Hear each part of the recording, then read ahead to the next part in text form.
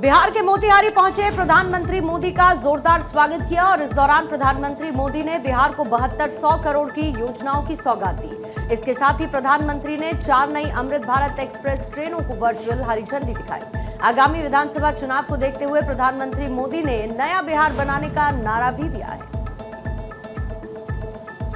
बिहार के मोतिहारी में जनसभा को पीएम मोदी ने संबोधित किया। इस दौरान प्रधानमंत्री मोदी ने मुख्यमंत्री नीतीश कुमार के कामों की काफी तारीफ की और विपक्षी दल खासकर आरजेडी कांग्रेस पर जमकर हमला किया।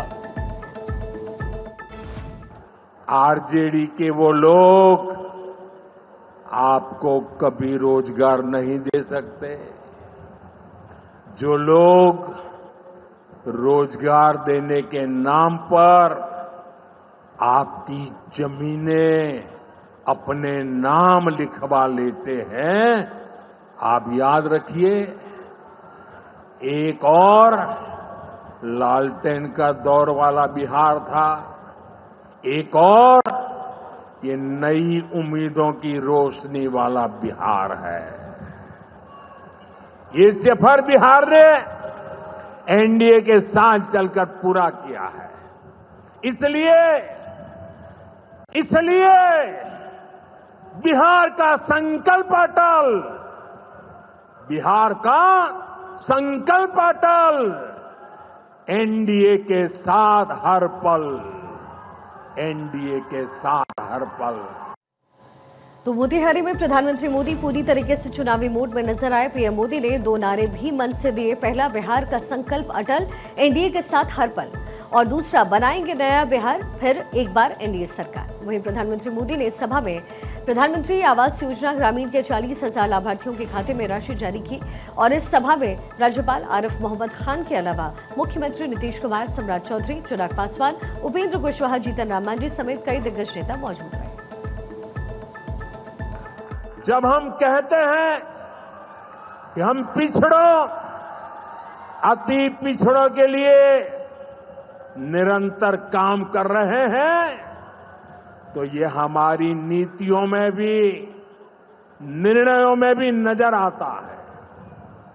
एनडीए सरकार का तो मिशन ही है हर पिछड़े को प्राथमिकता, हर पिछड़े को प्राथमिकता, चाहे पिछड़ा क्षेत्र हो या पिछड़ा वर्ग हो, हमारी सरकार की वो पहली प्राथमिकता है।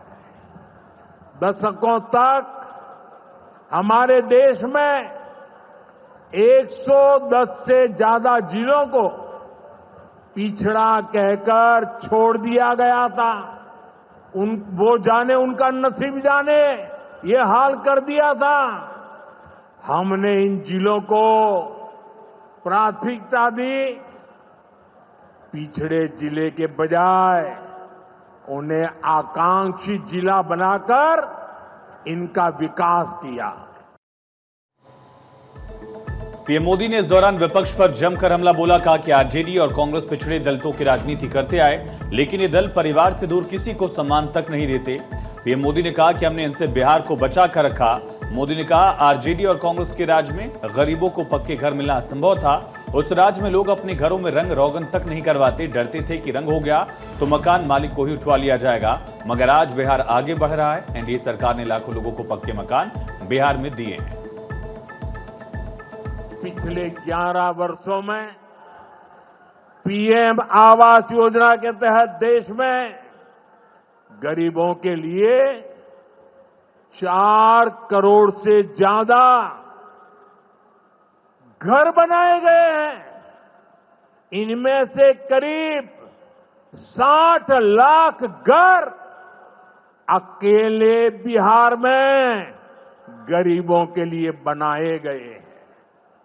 यानी दुनिया में नॉर्वे, न्यूजीलैंड और सिंगापुर जैसे देशों की जितनी कुल आबादी है, उससे ज्यादा लोगों को हमने अकेले बिहार में गरीबों को पक्के घर दिए हैं। आज भी यहां 12,000 से ज्यादा परिवारों को अपने पक्के घर में गृह प्रवेश का सौभाग्य मिला है। वाराणसी में बिरसा मुंडा पर राष्ट्रीय संगोष्ठी का सीएम योगी ने उद्घाटन किया और इस दौरान मुख्यमंत्री योगी ने कांवड़ियों पर जुबानी प्रहार करने वालों पर भी निशाना साधा।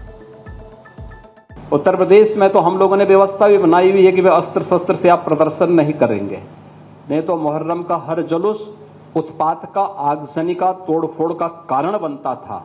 बहन बेटियां सड़कों पे नहीं निकल पाती थी, कोई उस समय नहीं बोलता था। लेकिन दूसरी तरफ आपने इस बात को देखा होगा, कांवड़ यात्रा चल रही है, समाज का सबसे यानी श्रमिक वर्ग से लेकर के उच्च वर्ग तक हर व्यक्ति इस अभियान के साथ जुड़ा हुआ, एकता का अद्भुत संगम, कोई भेदभाव नहीं, न जाति का भेद है, न क्षेत्र का भेद है, न वर्ग का भेद है, न मत का भेद है, न संप्रदाय का भेद है। हर हर बम बम बोलते हुए जाते हैं, 300-400 किलोमीटर पैदल जाते हैं, फिर वहां से जल लेकर के कावड़ को कंधे में रख करके फिर उसी प्रकार से उसी भक्ति भाव के साथ चलते हैं। सीएम योगी ने कहा कि सावन के पावन अवसर पर कांवड़ लेकर आ रहे श्रद्धालु भक्ति भावना से चलते हैं, लेकिन यहाँ दूसरे समुदाय के लोगों की तरफ से कांवड़ियों को आतंकवादी बोला जा रहा है, कांवड़ियों को अपमानित किया जा रहा है। ये वही लोग हैं जिन्होंने जनजातीय समुदाय को भारत से अलग करने का प्रयास किया, उन्हें भड़काने का काम किया, उन्हें भारत के खिलाफ संघर्ष करने के लिए हर स्तर पर षड्यंत्र किए। ये वही समुदाय है जो भारत की आस्था का सदैव अपमान करता है, और यही वे लोग हैं जो आज सोशल मीडिया प्लेटफॉर्म का फेक अकाउंट बना करके जातीय संघर्ष की स्थिति को पैदा करना चाहते हैं। इन सब से अगर हम सावधान रह करके अपने आप को सुरक्षित कर सकें, अपने समाज को सुरक्षित कर सकें, तो राष्ट्रीय एकता को संबल प्रदान करने में वर्तमान की इस भूमिका में हमारी संस्थाएं बड़ी भूमिका का निर्वहन कर सकती हैं। सीएम योगी ने कांवड़ को लेकर के लोगों की गलत टिप्पणी पर आपत्ति जाहिर की है। सीएम योगी ने कहा है कि कांवड़ यात्रा को लेकर कुछ लोग मीडिया में गलत बातें करते हैं। उन्होंने ये भी कहा कि ये वो लोग हैं जो भारत की विरासत और आस्था को अपमानित करते हैं। सीएम योगी आदित्यनाथ 17 जुलाई को 2 दिवसीय वाराणसी दौरे पर पहुंचे। सीएम योगी ने अपने इस दौरे में अधिकारियों के साथ बैठक की, स्पष्ट निर्देश भी दिए कि सोशल मीडिया प्लेटफॉर्म पर फेक अकाउंट बनाकर माहौल खराब करने वालों पर पैनी नजर रखी जाए, उनसे पूरी तरह से सख्ती से निपटा जाए। केरल में कांग्रेस सांसद और लोकसभा में एलओपी राहुल गांधी ने आज पूर्व मुख्यमंत्री ओमान चांडी को उनकी दूसरी पुण्यतिथि पर श्रद्धांजलि अर्पित की। इस दौरान राहुल गांधी ने पूर्व सीएम ओमान चांडी की तारीफ भी की। राहुल गांधी ने कहा कि पूर्व सीएम ओमान चांडी केरल के लोगों के लिए पूरी तरीके से समर्पित थे। कांग्रेस नेता राहुल गांधी ने आरोप लगाया है कि राष्ट्रीय संघ सेवक संघ और माकपा आम जनता के बारे में नहीं सोचते हैं। राहुल गांधी ने यह भी कहा कि अगर कोई जनता के बारे में नहीं सोचता और उनसे नहीं जुड़ पाता है तो वो नेता नहीं बन सकता है। राहुल गांधी केरल के कोट्टायम में राज्य के पूर्व सीएम ओमान चांडी की दूसरी पुण्यतिथि के कार्यक्रम में शामिल हुए। कांग्रेस के कार्यकर्ताओं ने राहुल का इस दौरान स्वागत किया।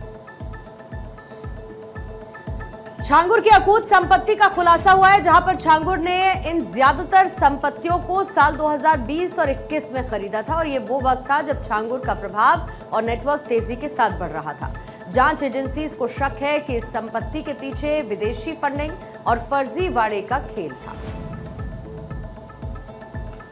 छांगुर और उसके साथियों की करीब 10 करोड़ की संपत्ति की एक लिस्ट सामने आई है। इस लिस्ट में ज्यादातर प्रॉपर्टी नवीन नीतू के नाम से खरीदी गई।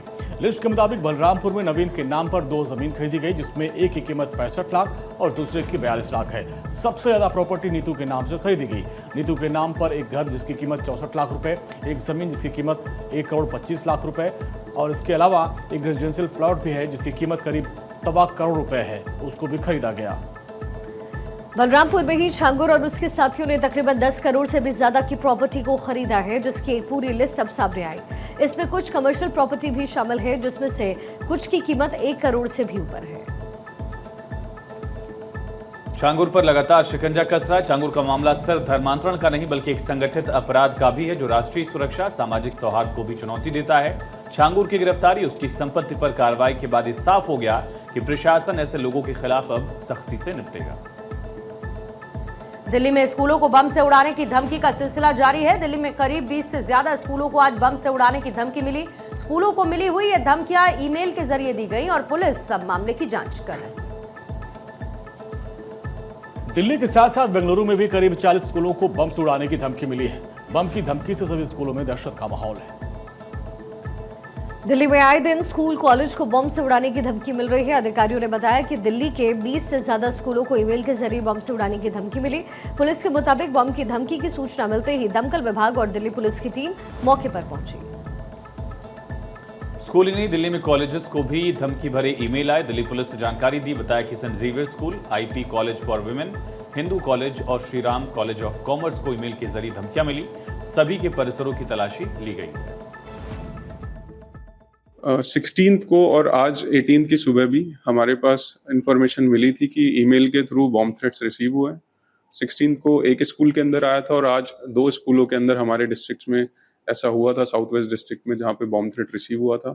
तो इमीडिएटली जो हमारी इंटरनल एसओपीज बनी हुई है पुलिस की, उसके बेसिस पे हमने उसको चेक किया, सारी चीज़ें वेरीफाई करी हैं। उसके बाद पुलिस ने हैंडओवर कर दिया है एडमिनिस्ट्रेशन के अंदर और ये पाया कि जो स्कूल के जो लोग थे थोड़ा पैनिक मोड में तो रहते हैं, बट हैंडओवर करने के बाद स्कूल सुचारू रूप से चलता रहा, फंक्शनल रहा, उसमें कोई भी ऐसी बाधा नहीं आई और सारी चीज़ें अभी तक तो ठीक हैं।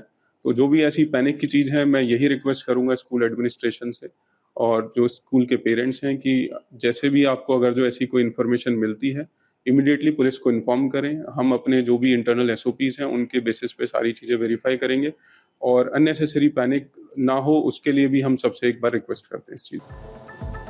राष्ट्रपति भवन में आकांक्षा दीदियों का सम्मान किया गया। राष्ट्रपति द्रौपदी मुर्मू ने मुलाकात की है और इसी के साथ इतिहास भी रच दिया।